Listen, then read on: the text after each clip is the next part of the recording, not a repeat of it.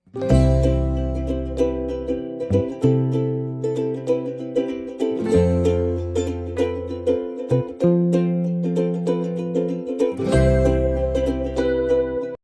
Morning.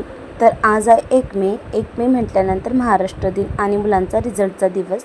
सकाळी 8:30 वाजता निघालेलो होतो मुलांचा रिझल्ट बघण्यासाठी. तर शाळेमध्ये गेल्याच्यानंतर ना सगळ्यांचेच पॅरेंट्स आलेले होते, त्याच्यामुळे सगळेजण रिझल्ट घेण्यासाठी आलेले होते आणि आम्हालाही रिझल्ट बघायचा होता.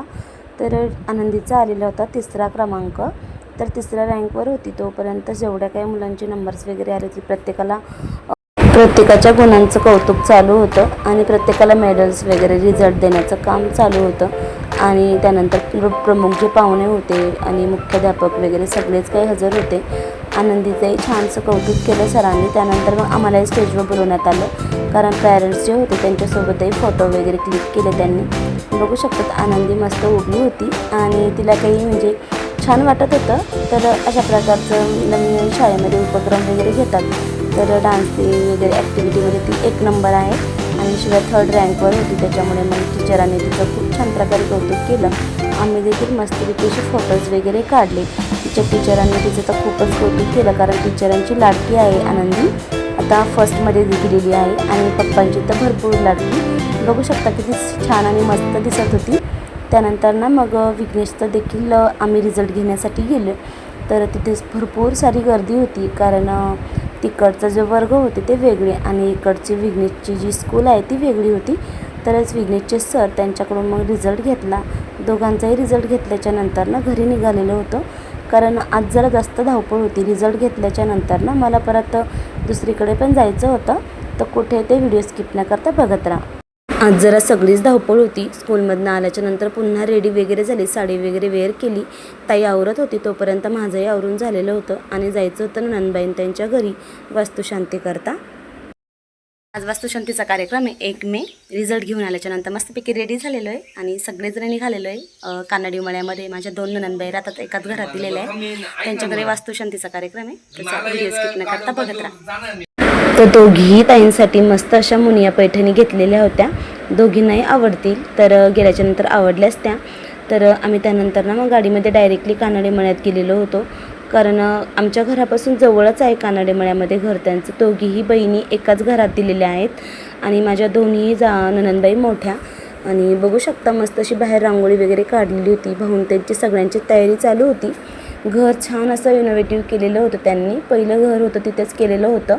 छान असं मस्त घर तयार केलेलं आहे आणि छान अशी मस्तपैकी फुलांची रांगोळी वगैरे. सकाळी सगळंच काही होम हवन आणि पूजा आटोपलेली होती. आम्हालाच थोडासा टाईम झाला तर जाण्याकरता.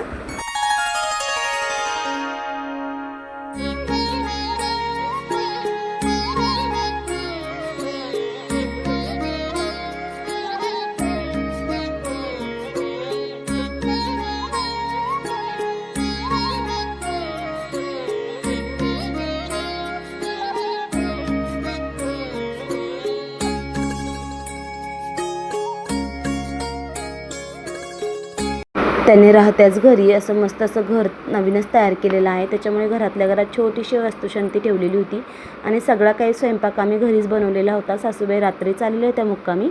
सगळ्याजणी त्यांच्या जाऊबाई वगैरे सगळ्या काही पुरणपोळी करण्यासाठी बसलेल्या होत्या. बघू शकता 2 तवे ठेवलेले होते आणि पाठीभर चांगल्या पुरणपोळ्या करायचं काम चालू होतं. दुसऱ्या बाजूला भजे वगैरे तळत होत्या. आता आम्हाला देखील खीर वगैरे करायची होती. पुढचं काही एवढं फोटोशूट घेता आलं नाही, कारण भरपूर सारी कामं होती. मिस्टरांचे सगळे काही बाहेर बसलेले होते, पाहुणे जायचं काम चालू होतं. तोपर्यंत आम्ही घरातलं वगैरे आवरून घेतलं. छान असे मस्त माझे 2 नंदाई आहेत आणि सासरे वगैरे सगळेच काही बाहेर बसलेले होते. त्यानंतर मग ताजीन ते पण आले. त्यांनी देखील टायटोपी वगैरे टाकून दिली. मी पण माझ्या ननंदबाईंनी त्यांना साड्या वगैरे नेसून दिल्या आणि त्यानंतर ह्या ताई आणि मी खीर वगैरे करायचं काम आमचं चालू होतं. तर बघू शकता मस्त अशी खीर पण तयार झालेली होती आणि आता भजे पण तळायचे होते. ताईंनी मस्त खीर बनवली आहे. आता कुमारिका बसवलेल्या आहे जेवणासाठी. ही साईडला काढून घेत आहे ना.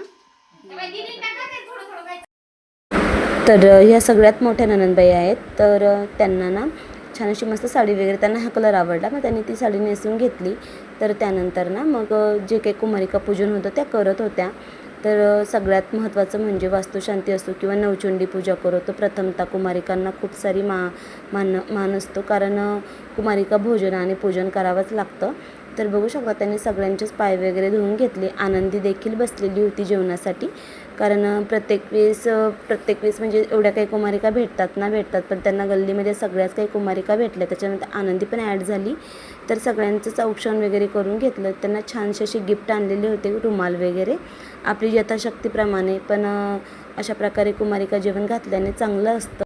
वास्तुशांती असली की मग कुमारिका पूजन आणि सुवासिनी भोजन करावंच लागतं. तर पावसाचे दिवस अधूनमधून चालू होत असं वातावरण फिरतं, त्याच्यामुळे त्यांनी लागलीच निर्णय घेऊन टाकला. या 2 नंबरच्या माझ्या नणंदबाई आहेत, दोघीजणी एकाच घरात दिलेल्या आहेत.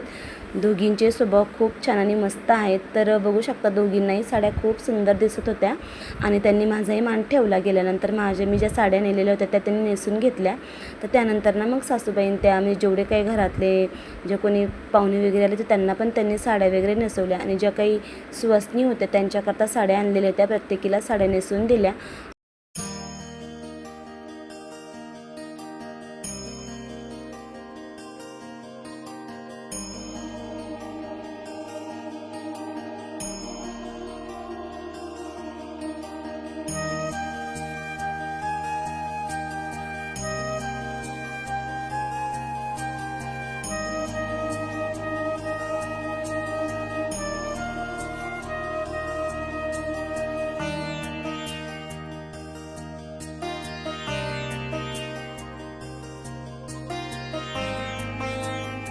सगळ्या पाहुण्यांची ये जा चालू होती, तर प्रत्येकाकडेच लक्ष द्यावं लागत होतं. त्यानंतर ना मग आम्ही पण जेवणासाठी बसलेलो होतो, कारण खूप टाईम झालेला होता. सगळे काही पाहुणे येऊन गेलेले होते आणि त्यानंतर पाहुणे ये चालूच होती. पण मग आम्ही 2-2:30 वाजले होते जेवणाकरता. मग सगळेजण बसून घेतलं. तर ताईन त्या पण आमच्यासोबतच बसलेल्या होत्या. मस्तपैकी घरगुती असा स्वयंपाक बनवलेला होता सगळ्यांसाठीच. 200 ते 250 लोक जेवून गेला. भरपूर स्वयंपाक केलेला होता. छान अशी सार, भात, पुरणपोळी, खीर, भजे, कुरडई, पापडी. आमचे भाऊ पण जास्त काम करतात